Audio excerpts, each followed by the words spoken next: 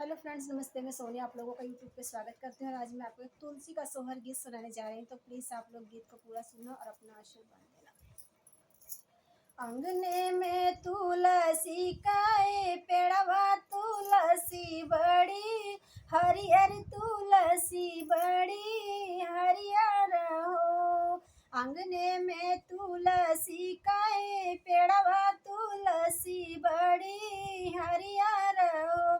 तुलसी जबा हमरे होई है लाल नवा तो पियरी चढ़ाई बा पियरी चढ़ाई बहो। तुलसी जबा हमरे होई है लाल नवा तो पियरी चढ़ाई बा पियरी चढ़ाई बहो। सासू जे बोला हूँ ना पाई ननद उठा बोलाई ननद उठा बोलाई हो।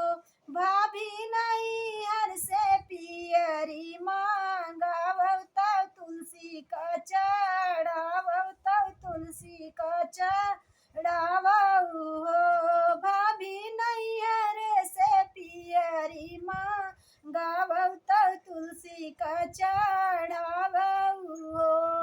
रहिया के जात बाटोहिया बाटोहिया भैया लागौ बाटोहिया भैया लागौ हो। भैया बाबा आगे खबर जनावो पियरिया लैकै आवै पियरिया लैकै आवै हो। बाबा भैया बाबा आगे खबर जनावो पियरिया लैकै आवै हो।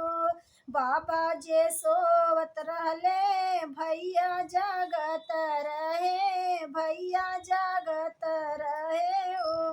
धाना गाबर पियरिया रंगावौ बहिनियक लैकै जाबै बहिनियक लैकै जाबै हो।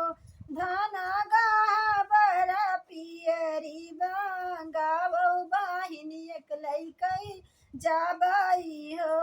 एक गोड़े धर लेवा सरवा दूसरे दर वजवा दूसरे दर वजवा हो।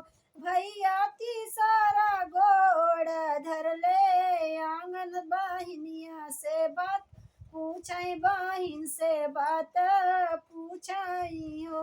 भैया तीसर गोड़ा धर ले आंगनवा बहिन से बाती पूछै बहिन से बाती पूछै हो। के करे लायू बहिनी तुलसी तुलसी बड़ी हरियर तुलसी बड़ी हरियर हो। बहिनी के करे हाय लालनवा अंगना तोरे खेलै लांगना तोरे खेलै हो।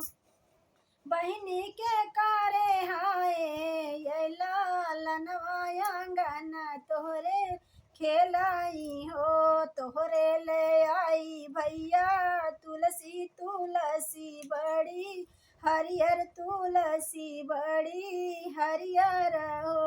भैया तोहरे हाय भाई नवा अंगना हमरे खेलै अंगना हमरे खेलै हो। भैया तोहरे हाई भाई नवा अंगना हमरे खेलै हो। अंगने में तुलसी कै पेड़वा तुलसी बड़ी हरियर तुलसी बड़ी हरियर हो। तुलसी आजू मोरे भइले लालनवा तो पियरी चढ़ाई तो तू काम पूजब हो। तुलसी जाऊ मोरे भइले लालनवा तो तू पियरी दियबै तो हम पूजबै हो।